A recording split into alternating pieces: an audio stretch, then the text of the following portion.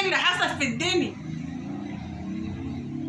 لا عيالي مريحيني وما راح عيالي مريحيني. اختي تيجي من اخر الدنيا تيجي تشك علي، تيجي تخبط علي حبيبي، وتيجي تخبط علي وتيجي تشك علي، وانت تيجي من اخر الدنيا ومراتي تقفل الباب في وشي. يرضى ربنا؟ والله العظيم ما يرضى ربنا. ده انا فاتحه البيت للصغير والكبير والغريب والجريب، والاهل سلفتها التانية، والدنيا بحالها، وبقابل الحلو كله وبقابل الوحش والحلو كله بقابله يعني في بيت. يعني لو حد وحش بقابله حلو.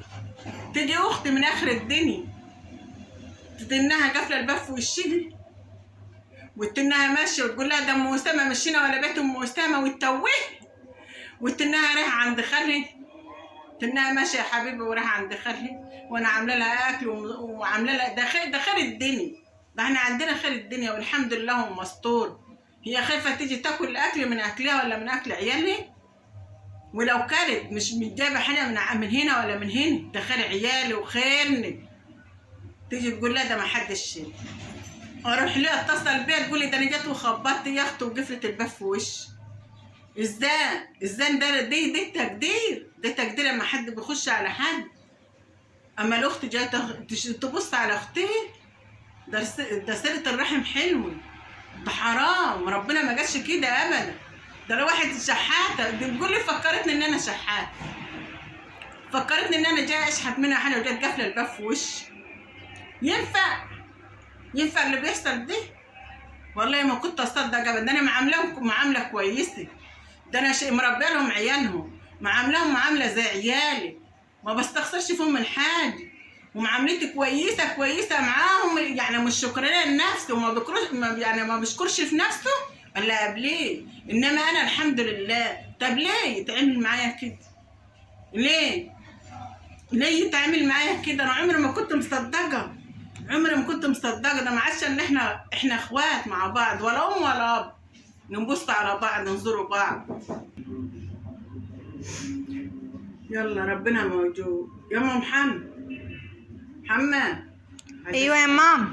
اسالك ايه اللي انت عملت ده؟ نعم. ايه اللي انت عملت ده؟ عملت ايه؟ ما عملتش حاجه. ها؟ ما عملتش حاجه. ما عملتش ايه؟ في ايه بس؟ قولي لي انا عملت ايه. انت عملت ليه كده مع خالتي؟ خالتي مين؟ خالتك مين؟ جيت انا رحت خبطت يا كذابه. انا قلت ايه؟ انا رحت خبطت بسالك تقولي لا ده ما حدش جه وخبط. ايه ما حدش جه ولا خبط؟ مين اللي جه وخبط؟ ليه؟ مين؟ ليه؟ انت عاملاها ان هي شحاته وتقولي لها لا ما شحاته، بتقول لك اسقيني شويه ميه، اسقيني باللي ريجي وجايه من المشوار تقفلي الباب في وشي. ده الادب والذوق. انت على قدك. انت شايفه انا بقابل الغريب والجريب، ليه ما تجابليش اي حد ليه يخبط على الباب عندنا؟ ماشي شحاتها تجبريه. ماشي، بس الدنيا بقت غاليه والعيشه بقت غاليه، وانت بتقولي لي اعملي وخلي لها وسوي لها. ليه يعني؟ وانا اعمل لها وخليها ليه؟ انا مالي انا؟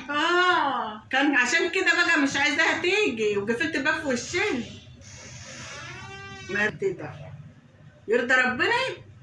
ماشي، بس هي انت بتقولي لي جايه ومش عارفه ايه، وانا انا ما كرستش حد، انا ما عملتش حاجه. يا سلام. ايوه انا ما عملتش يعني حاجه. اختك تكذب؟ ما اعرفش بقى، انا ما عملتش يعني حاجه. ان انت ما قفلتيش الباب في وشها تكذب يعني؟ ما اعرفش قولوا لي بقى تكذب؟ انا ما اعرفش بقى. كبيره تكذب عليا يعني؟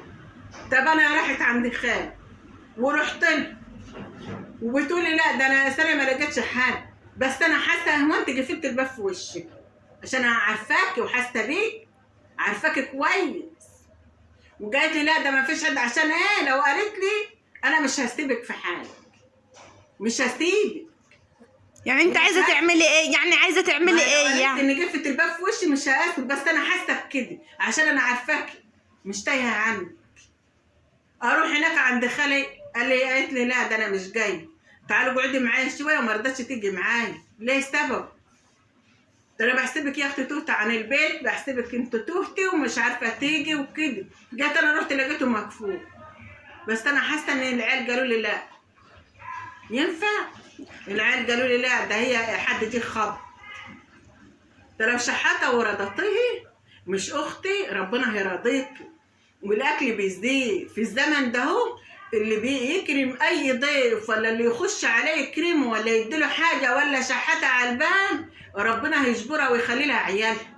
مش اختي ولا حد جاي يبص عليك ولا حد جاي يعني يخبط عليك جاي يزوري. كتر خير اللي الواحد يجي ويزور حد ويسأل على حد يبقى فاكره.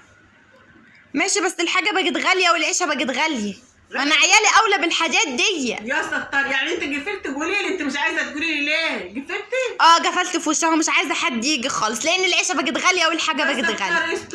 ايوه انا مش عايزه حد يجي عندنا. وحش، انا لو عاملاكوا وحش يعني تعملوا فيا ايه؟